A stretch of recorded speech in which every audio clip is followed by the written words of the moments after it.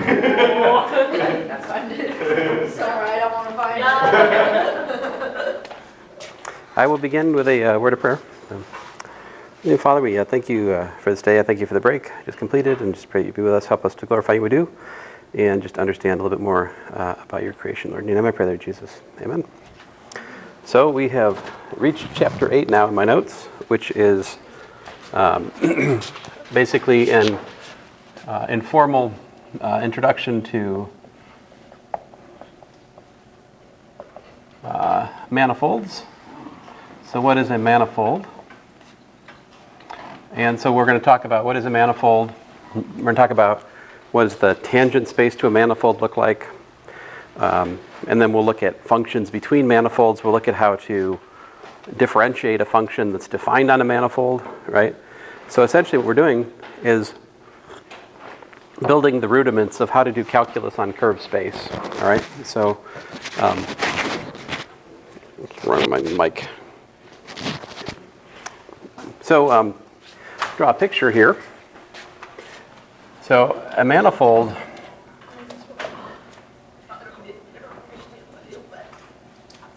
let's say M is a set paired with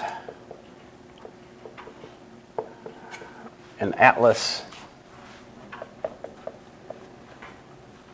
of compatible charts. All right, so let me just kind of give you an abstract picture of this. So maybe this is the manifold. All right. And then a chart, what that is it's got, first of all, it's got some kind of like setup here, let's say U1. All right. And that is in one-to-one bijection with this map chi1 that goes like this. Down here, I guess for lack of imagination, I'll call that V1. So like chi1 is a mapping from U1 to V1 in my language. Here V1 is a subset of R, let's say M. All right, so down here we're going to have like U1 all the way up through U sub M. So this is down here we've got RM. All right. So this chi1 or x1 if you like is a one-to-one bijection from the manifold down to a subset of Rm. All right, it's one-to-one. And also, maybe here's another one. Let's say U2. All right, and it also has a coordinate chart, chi2, let's say. And that maps down here, over here, let's say to, I guess I'll be boring and use W1 and, I don't know, WM, all right? I probably should put the indices up, but I don't care. All right, so, all right, fine. Again, this is a copy of RM. All right, so a manifold is locally, it locally looks like Rn. In this case, Rm. I'm supposing that the dimension of the manifold is M. All right. So you might call this an M-fold. So this is also, M is an M-fold. I use that language sometimes, an M-fold. Like a two-fold is a surface. A one-fold is a curve. A three-fold would be a volume. A four-fold, a hypervolume. And so I said an atlas, so part of the atlas is that the atlas, if I'm to write it, and I'm trying not to be too formal here, but the atlas would be something like the collection of, let's see here, collection of charts. So each chart has to have a map and a domain for the map, basically. So my current language likes XJ, UJ, all right? such that, j equals to 1, 2, however many you got, I don't know, k of them, whatever. You could have more than a finite collection. You could have an infinite collection of charts if you wanted to.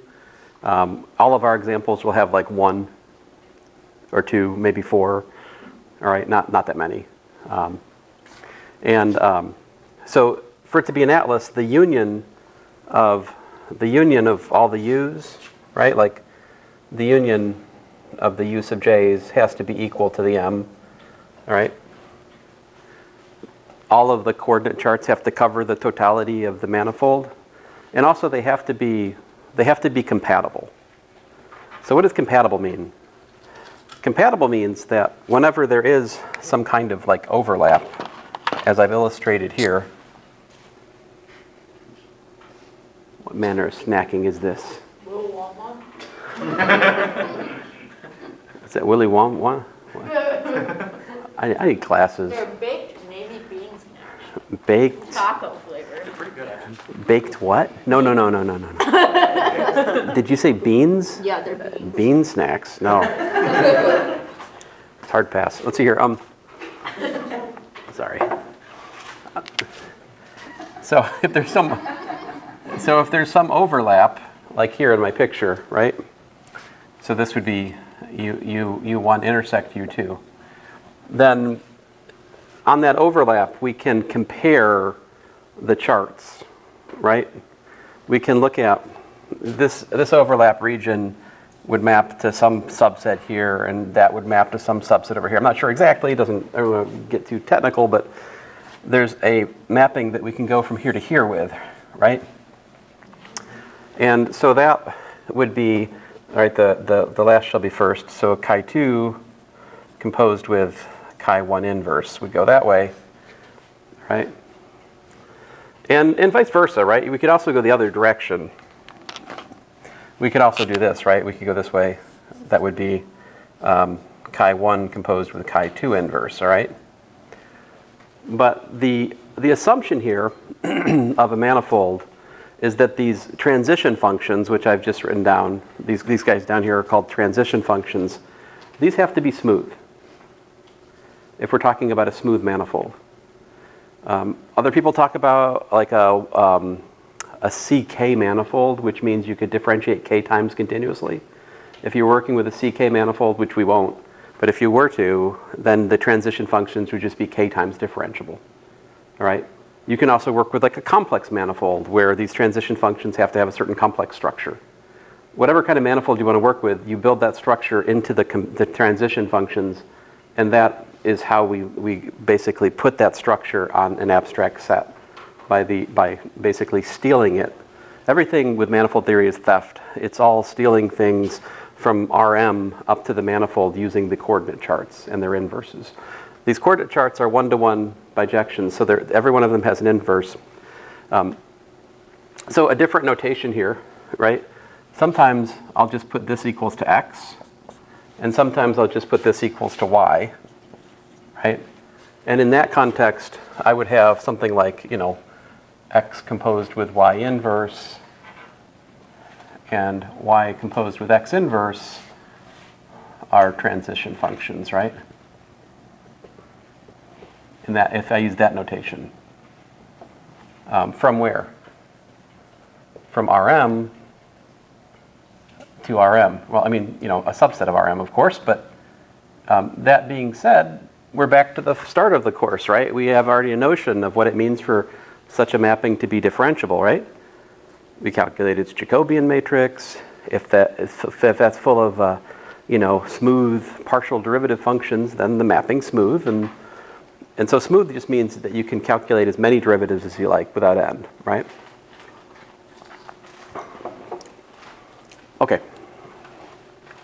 Now, I say informal because the full discussion here would address other things like the concept of a maximal atlas and like the underlying topological structure here and like a minimal description of like what's the topological structure of manifold. We're going to do none of that in here, so don't worry, all right?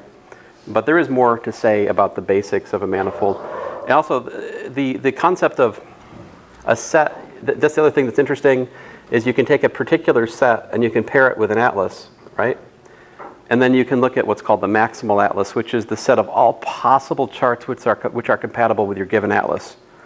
That defines what's called a differentiable structure. It turns out that for four-dimensional manifolds, there are four-dimensional manifolds that have infinitely many different possible differentiable structures, which is really messed up. But weirdly, in dimensions other than 4, not the case. There's something exotic about 4 dimensions, which, that's beyond this course, of course. But anyway. All right, so just those are just words. Let us go on here. So I probably should give you an example, right? So example 1, we could have M equal to like S1, which would just be, x comma y, such that x squared plus y squared equals to, let's say, 1, the unit circle, right? And a nice coordinate chart on this would be, I'll let u equal to, I don't know, x comma y in S1 such that what? How about this? Such that x is positive, all right? If I do that, then I can define theta as my coordinate chart, and theta of xy would just be what?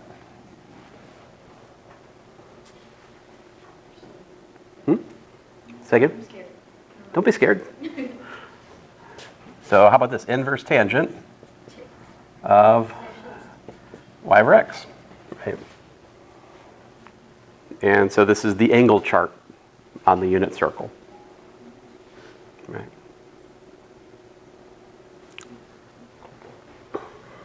Theta inverse of t is equal to cosine t, sine t, right? So the inverse to it, so this is the chart. This is the patch, or parameterization, as we often call it. So you have a little bit of experience working with parameterizations or patches in Calculus 3, right? We parameterize surfaces. The idea of a coordinate chart is the inverse of that. So it's a little bit of an adjustment in getting used to it, all right? Probably should give you another example.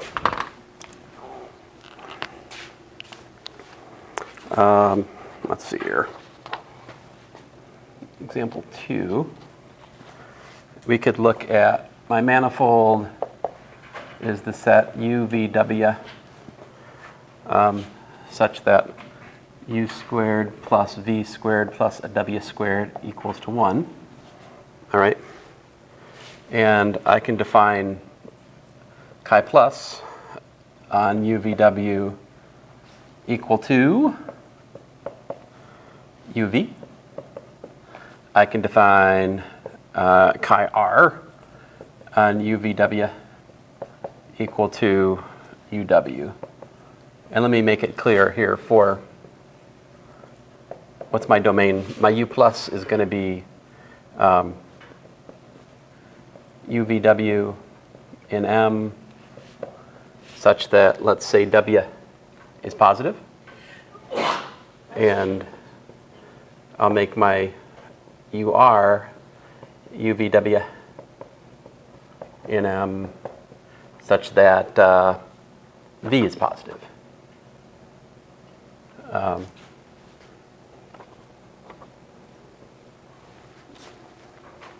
not sure why I'm saying that's the right side, but oh well, whatever. Okay.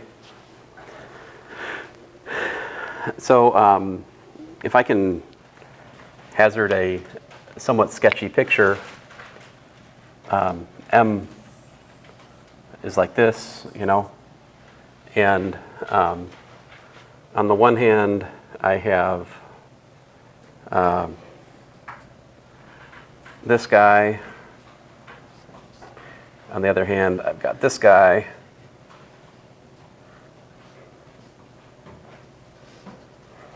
So all my pictures kind of look the same, all right? And you know, if you don't, I mean, I can be lazy here and use the same letters up here as I use down here, or not. I mean, whatever. But let's see here. So I guess I'll say this is, apparently I'm using this for u and this for the w-axis if you want. I'm using this for u and this for the v-axis. I mean, technically speaking, I've also got a typical point up here is UVW, right? So I'm using U and V and W in a couple of duplicitous ways. But anyway, let me be specific here. How about you guys tell me, what's the inverse map for chi plus?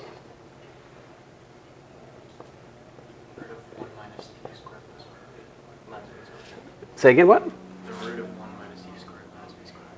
Oh, no, no.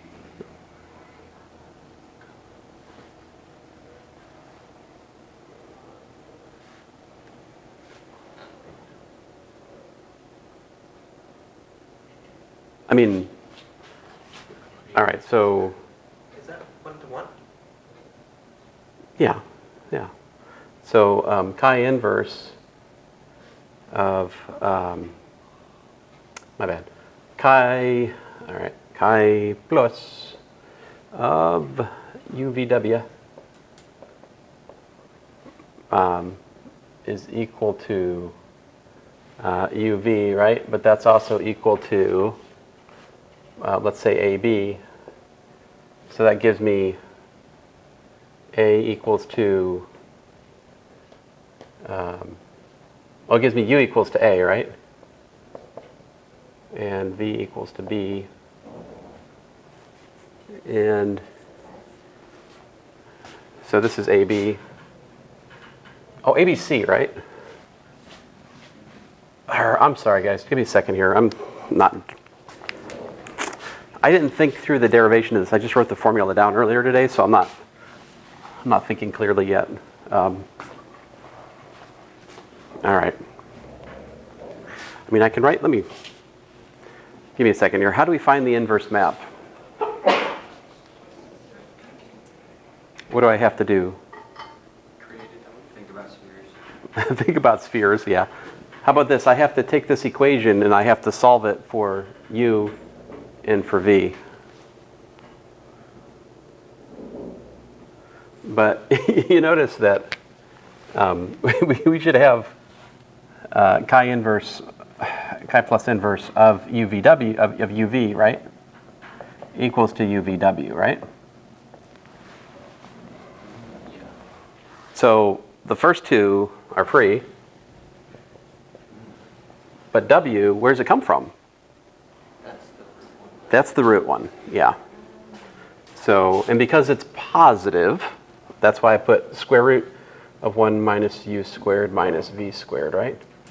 To make this example slightly more interesting, we could make this like v less than 0 here. Let's make that v less than 0. Ooh. And then what's chi r inverse of UW equal to? Well, the U and the W are for free, right? But the V has to be what? Yeah, negative what? 1 minus U squared minus W squared in this case. So the inverse maps here take a little bit of thinking.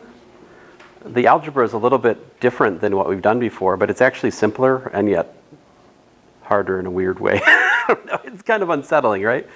Like, where are these square roots coming from? They're coming from the definition of M, which is that U squared plus V squared plus W squared equals to 1, right? So the inverse map has to map up back into M, right? You know? So this is, they have to go back up into there, and because of that, that forces us to put these roots here. Now we can calculate the transition function explicitly, right? So let's do that. Well, let's just do one of them. Which one do you want to guys? Which one do you guys want to do? We'll do chi r composed with chi plus inverse, right? Feed that u comma v, let's see what happens. So that, in this, did I draw my picture right? Chi r, the first shall be last, nope, other way, right? That's this guy.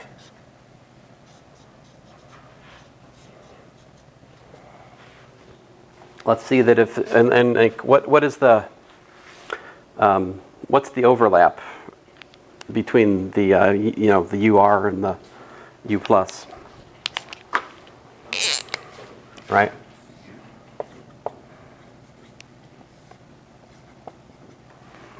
What's true in there?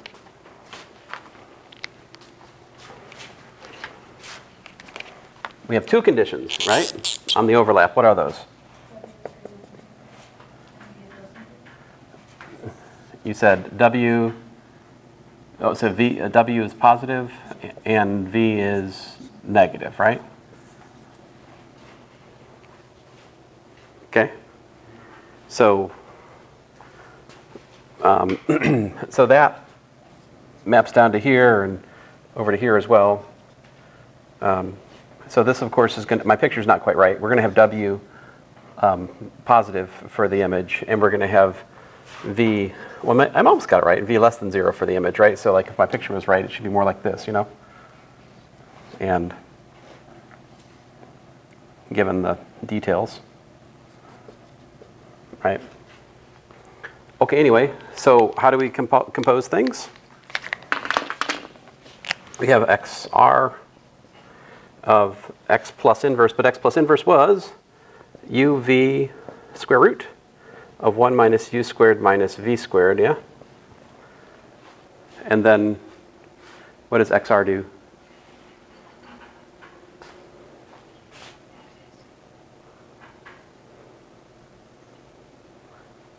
We do what? By definition, the first input and the last.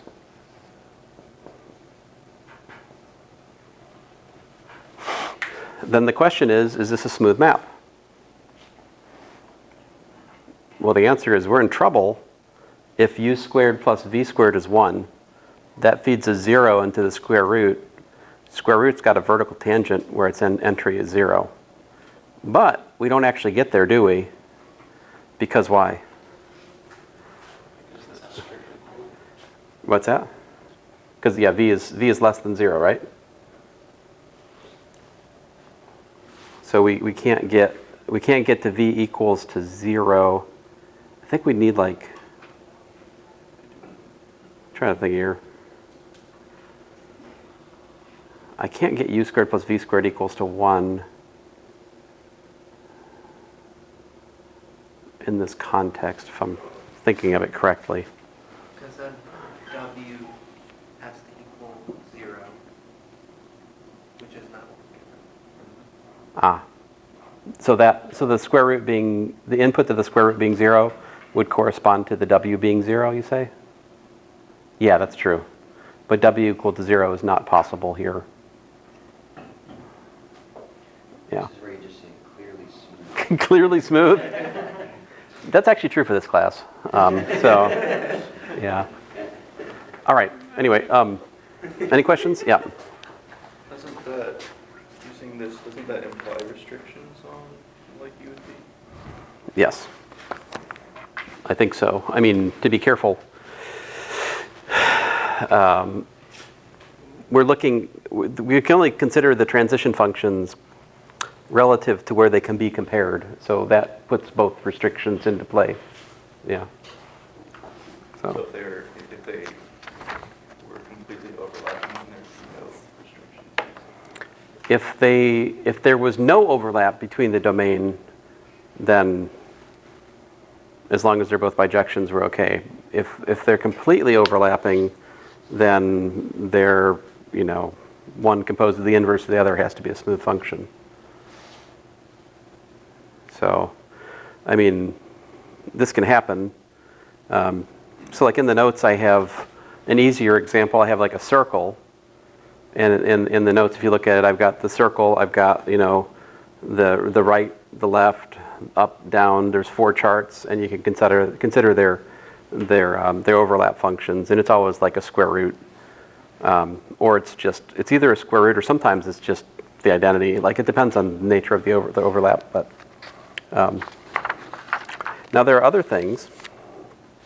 Like we could also talk about the product of two manifolds.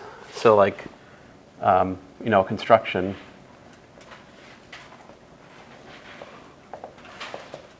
If you have M and M fold and N and N fold, all right, with, let's say, chi M with chi N for lack of imagination, then M Cartesian product with N is M plus N fold. And you can use chi is just basically like chi M Cartesian product with chi N, like that. You just take just pair the coordinate charts together and you'll get the coordinate chart for the product manifold. So like an example of this, we could let M, my bad. T, 2 for torus, is S1 cross S1, And so a nice coordinate chart for the torus, if I, feed it, a nice coordinate chart for the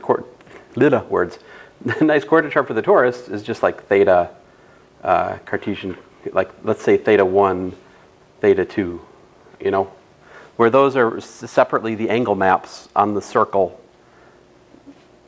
right? So like a torus is the Cartesian product of two circles, and it's a two-dimensional manifold, and you can just use that for the coordinate chart. The inverse to this coordinate chart I can also write down without too much trouble. Chi inverse of, let's say, let's say theta. Well, I guess theta 1, theta. Well, I don't want to use. So here's the rub, guys. It's like, this is annoying. It's inevitable that we'll end up using x as both as like a parameter and a mapping. So I feel like I want to use theta as a parameter here, yet I've used theta as a map. Can we do both? I'm going to try to avoid it at the moment, and I'll use an s and a t here just for the sake of not doing that. So parameters s and t, and the answer would be, cosine s, sine s, cos t, sine t. All right? So here I'm viewing this torus as a subset of R4. Right? So I sometimes say, it's a donut, but that's a bit of an abuse in terms of the direct geometry of the problem, because it's not the donut that you've eaten, like a three-dimensional donut. This is a donut in 4 dimensions. It's mathematically easier to write down. Like, what's the parameterization of a three-dimensional donut?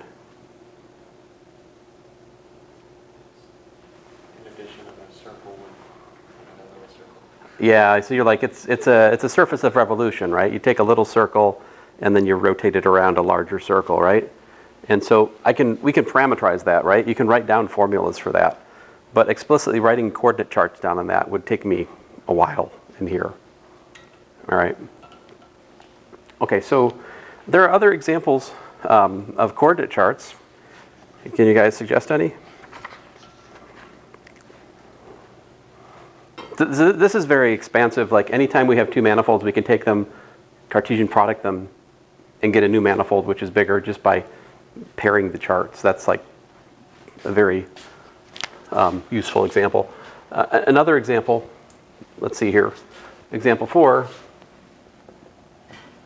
is if I have V is a normed linear space with basis beta, right, over the reals. So here's your phi beta, right?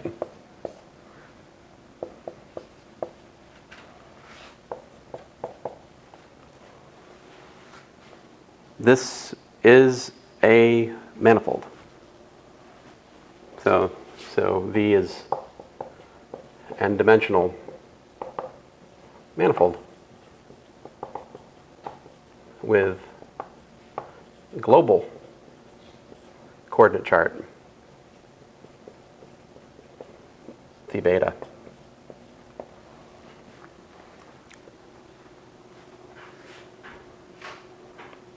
And that would be enough. You could just say that's it. That's the whole atlas, just one coordinate chart, right?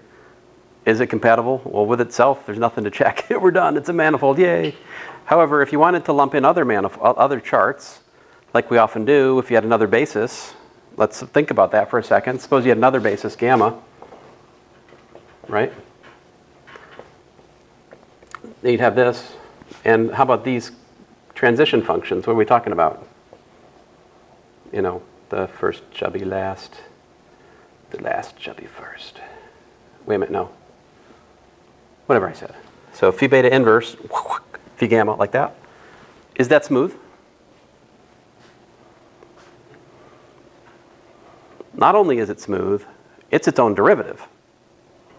It's a linear map, right? It's the differential of that map is that map at the moment. So, yeah, I mean, it is in fact a smooth manifold because the transition functions are invertible linear transformations, actually. Yeah. Okay, so, all right. Let me move on here. I do have a couple more examples in the notes for you guys to read over, so. Aw, man. Wasn't going to erase that. Oh, well. For a manifold to have some transition functions be smooth and others not be smooth. I mean, in principle, it's possible to have an example fail. I mean, if that was the case, if I had a set and I had transition functions, some of which were smooth and some of which weren't, that's not a smooth manifold. All of the transition functions have to be smooth for it to be a smooth manifold. Yeah. Also, you can't have weirdo stuff like a barbell, right? You can't have like two-dimensional spaces, or three-dimensional if you want to think of it as a solid barbell, right? And then like, think it's a hollow connecting tube, right? So it's like three-dimensional out here in the spheres, and then it's two-dimensional in the connecting bar. Like we can't have unequal dimension. That also is verboten. It wouldn't be a manifold, or it wouldn't be smooth. It wouldn't be a manifold. Manifolds have the same dimension everywhere. There's always a local bijection to Euclidean space of whatever the dimension of the manifold is. That's what it means to be a manifold. It's in one-to-one bijection with Euclidean space, with Rm for some choice of m. But it's more than that. If we have two manifolds, we can then talk about functions between them. And we can talk about what it means for a function to be smooth between these two manifolds. So if here's my coordinate chart over here, and here's my coordinate chart over here, I'm going to use V over here and U over here. So here's my point P, over here is my point F of P, all right? Then, of course, I've got, let's say, chi over here, and I'm going to use x. X over here and y over here. All right. And let's suppose that m is, m-dimensional. M as in mommy. And n is n-dimensional, as in nanu. Like so. Then what does it mean for f to be a smooth function from m to n? What that means is that the local coordinate representatives of f must all be smooth. What's the local coordinate representative? Well, the local coordinate representative is what happens when I basically ride these maps up through here like that. So the first shall be last. I can't do math. I think x inverse gets us started. Bloop. F goes over here like that, and then y come back down. Right. So f is smooth if and only if all local coordinate representatives of f are smooth.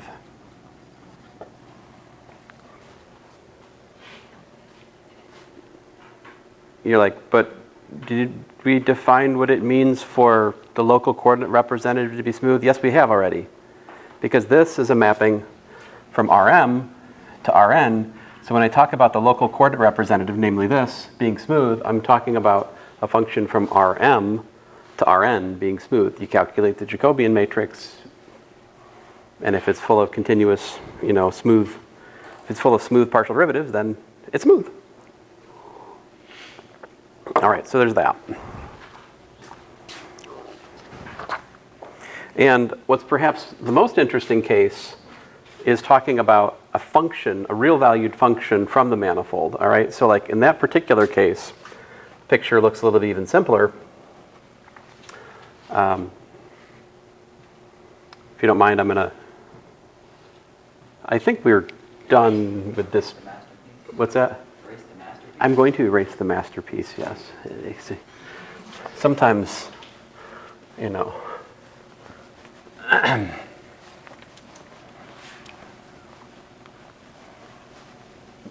because I want to be lazy and talk about what if we had G, right, over here to the reals.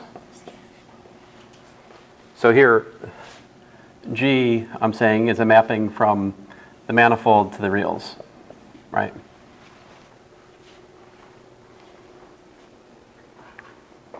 What would it mean for G to be smooth?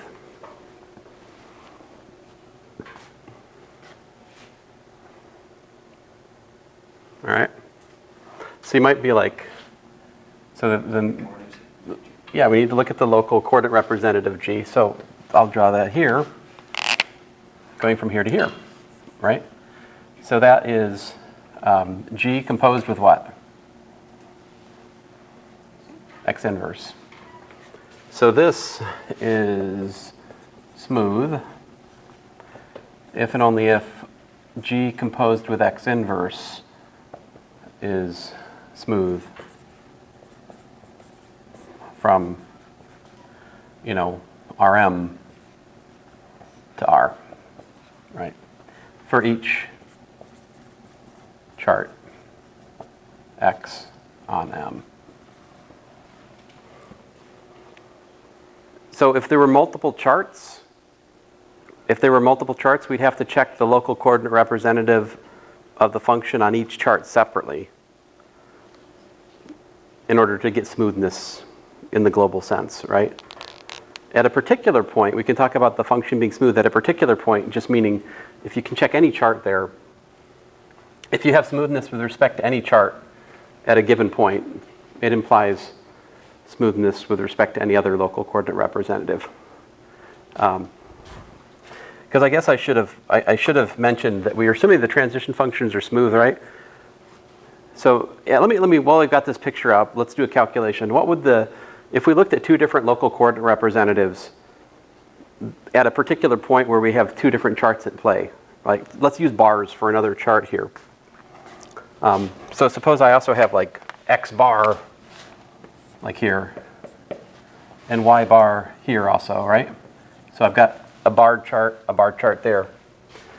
And if I look at Y bar composed with F, composed with X bar inverse, I can rewrite that using the Y coordinates like follows. Check this out. So this is Y bar composed with Y inverse, composed with Y, composed with F, composed with X inverse, composed with X, composed with X bar inverse. What?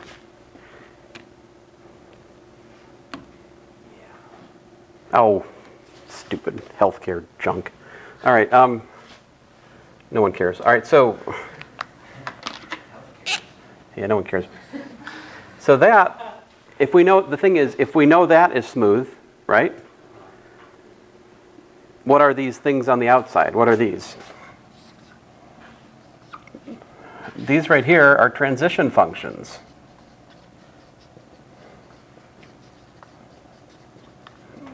Right? Those are transition functions.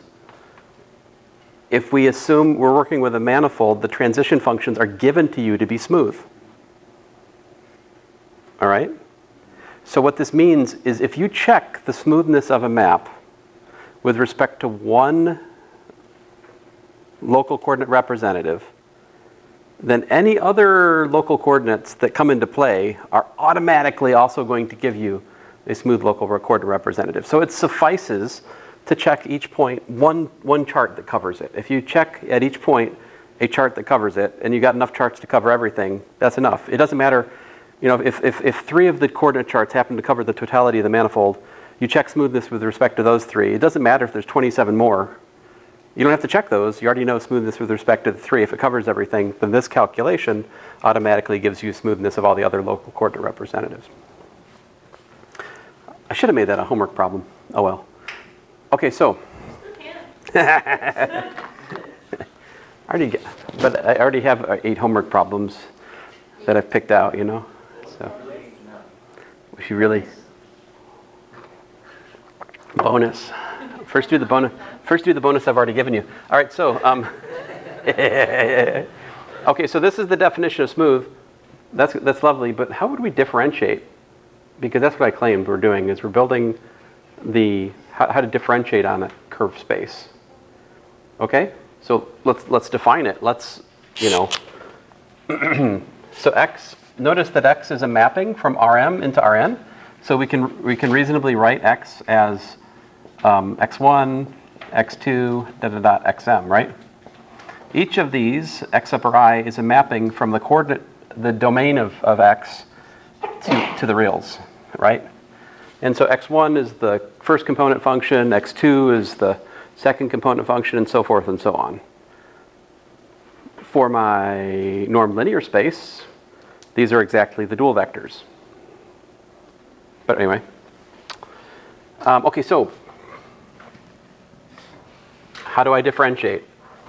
What should I make my definition? What's partial g, partial x upper I? What's that going to be equal to at the point P? How should I define this?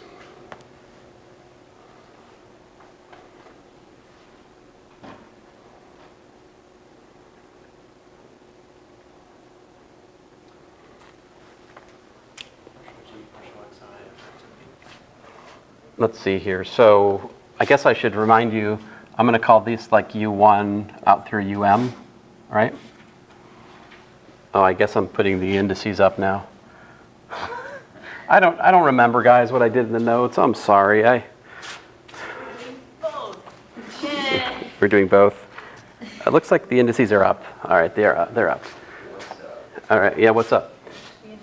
Here we go. Partial UI of G composed with x inverse of x of U, let's say, evaluated at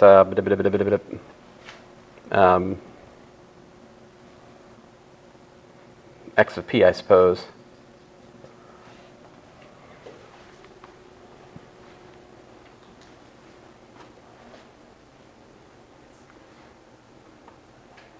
I think that makes sense. Let me think about it. G composed with x inverse is, as pictured here, a mapping from Rm to R. So that's something I can differentiate with respect to UI, right? Now, this x of, I shouldn't write x of U here. I should just write, my bad. That's just supposed to be like U1, UM. Because that's what a typical point down here looks like, all right? So I'm differentiating the local coordinate representative of G here. I can do that. It's a function from Rm to R. We know how to partial differentiate those things. So I take that partial derivative, right? I do it, and then I evaluate that at x of P. That defines this.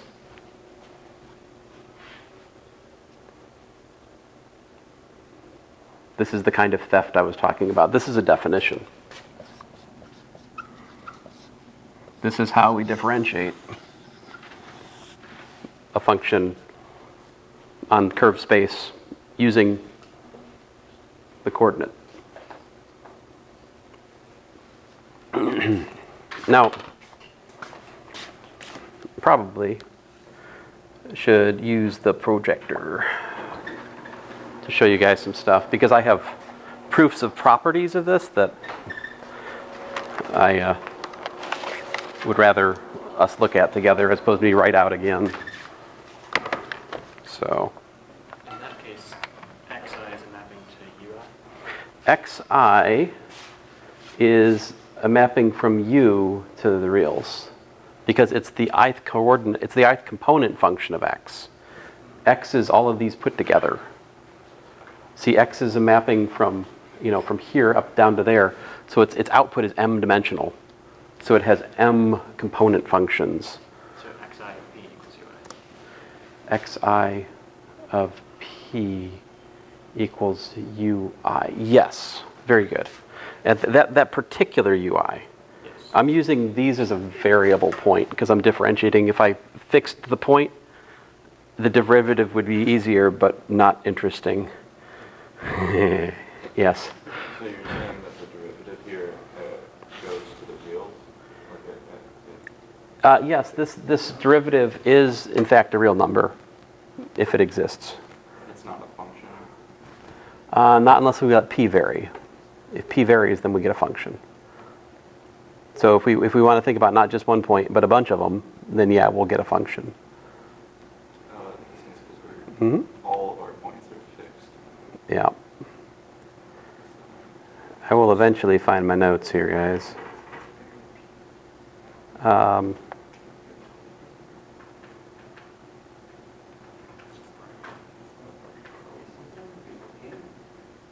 So you guys have a good break? Where is the notes? There it is. Found it. Aha.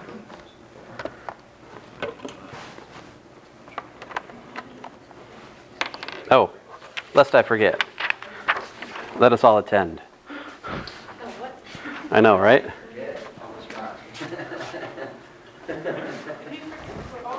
Violet's already marked hers for some reason. Let's see here. A reasonable person couldn't do that. No. Let's see here. Uh-oh. Come back. You haven't been doing this attendance paper every class. Of course, I take attendance with top at every class. This is per university policy. I don't know what you're talking about. See here. Of course, I've done that.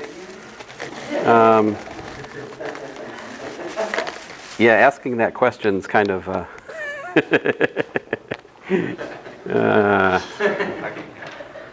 right.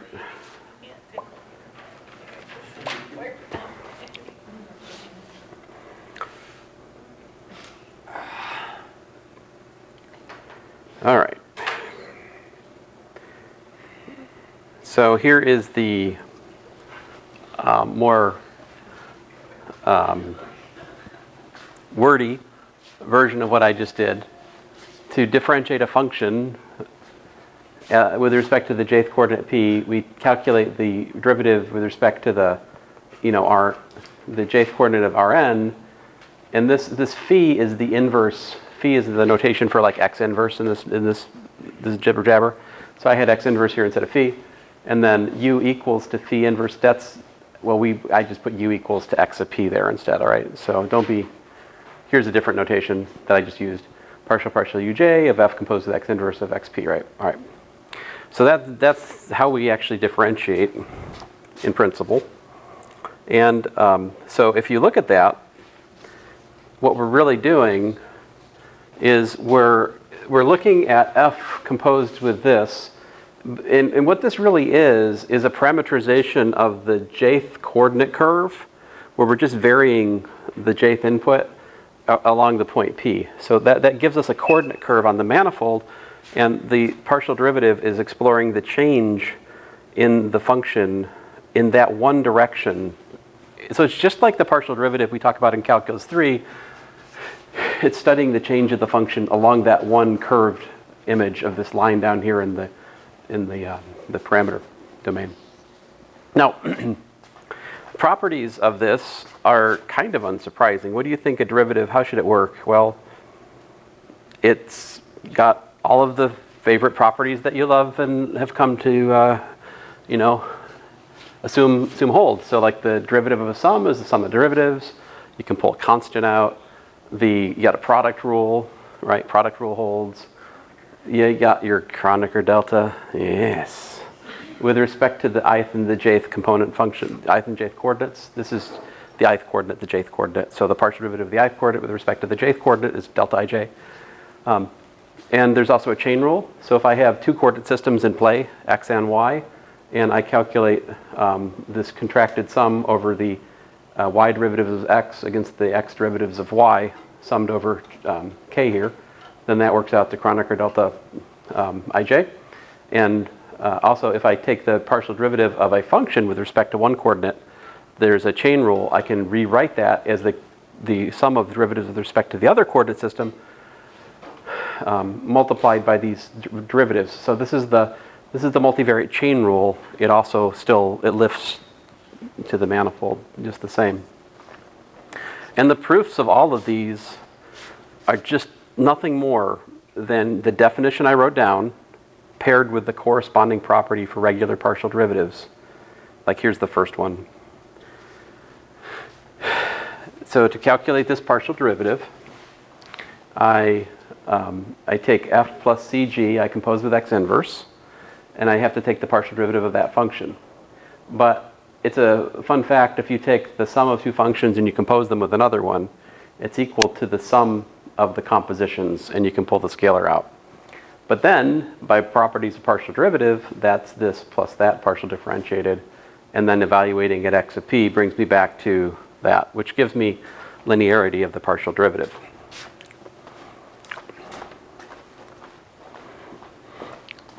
Not that I don't trust you, I just don't trust you. Let's see here. It's mostly right. There we go. All right, so see. Well, I don't know. I guess if the camera's not in the right place, Daniel's probably going to move the camera. But if I was to make an arithmetic mistake, like 300 divided by 10 is 0.3, like he wouldn't tell me about that until after class. That is his custom. Because apparently I did division wrong today in Math 200, and I heard about it. The minute I turned off the camera, hey, you made a mistake. Like, the worst. He's the worst. So annoying. Anyway, so here's the xi with respect to xj. So here we're looking at the function f is equal to xi. All right, so I take the function xi, I compose it with x inverse. I take the derivative with respect to uj. This one you have to think about what this means. And if you think about it for a while, you understand that this means pretty much by what Sam was just talking about 3 minutes ago, that is ui. So then you've got partial ui, partial uj, which we can prove through regular calculus 3 stuff is Kronecker delta ij by the definition of partial derivative. And so there you go. Like the fact that the regular, calculus 3 multivariate coordinates satisfy this identity, it lifts to the manifold coordinates having the same identity. The cool thing is, essentially, that after the dust settles, all of the calculus on curved space you could do with great success, understanding nothing, because it just mimics regular calculus. The notation has been constructed in such a way that it's very forgiving, right up until you ask the question, what does this mean? At which point, it will exact a heavy toll on you. Because you will realize all of a sudden, I'm differentiating with respect to a matrix. What does that mean? And so I'm telling you what it means, but it's going to take a minute. Okay, so then the other one, the last thing was the chain rule. So if I have yi composed with x inverse, that defines this. And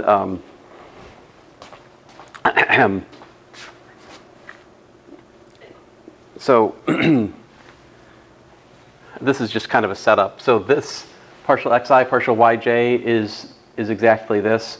Here I've introduced the w's for the Euclidean coordinates in our for the y's versus the u's, which I've used coordinates for the range of the x map, the x chart. All right, so when I take f and I look at the derivative, I'm trying to derive the chain rule here. So what I'm doing is I'm writing f. First of all, this is just the definition. Partial differentiation with respect to y means to be composed with the inverse of the y chart, and we let it vary with the Euclidean variables in the range of the y chart, which I'm using w to denote. Great. Then, the usual trick, you swap this f composed with y inverse for x inverse composed with x. We can do that because it's the identity map, right? In as much as y and x are compatible charts that have the same purview, which is the assumption of the theorem. So that gives me f composed with x inverse of this, all right? But this right here, x composed with y inverse of w, is literally u1 of w through um of w, where uk of w is defined to be this, all right? And then we're back to a function from Euclidean space to Euclidean space composed with another function from Euclidean space to Euclidean space, which means we have the multivariate chain rule from Calculus 3 to use, or earlier this semester if I'd done my job better.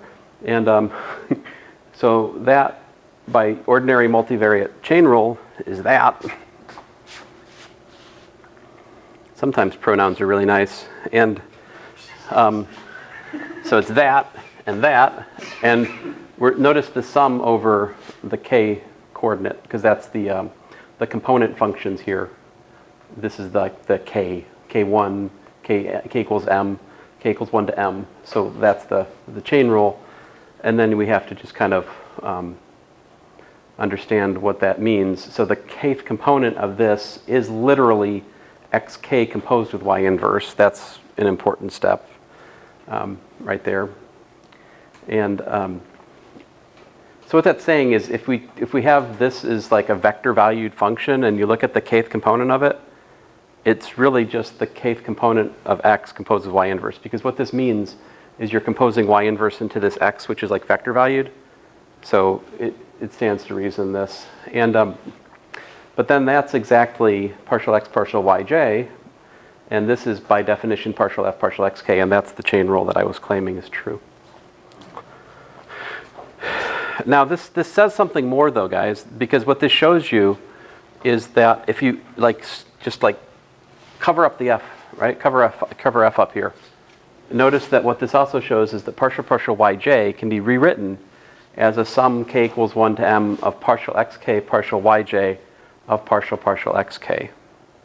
So this shows us that we can convert an x partial derivative to a y partial derivative if we take a sum of them, like so. It's a change of basis theorem, really. That's the Jacobian we know from Calc 3. That is, in fact, yes. This is, right. This up here would be straight up the Jacobian. Yeah, that is the Jacobian matrix, indeed. This is related to it, but not exactly that. Yeah. But in Calculus 3, it would have been exactly the Jacobian matrix, because in Calc 3, I was using x and y for the coordinates on Euclidean space. So if that's what you're remembering, you're not wrong. It's just I'm now using the u and the w for the Euclidean coordinates, and I'm using x and y for the manifold coordinates, in this discussion at least.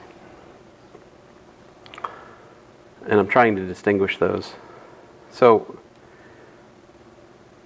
I like to write this one out, but I must not. I must not. But this one's very cool. If we have a constant function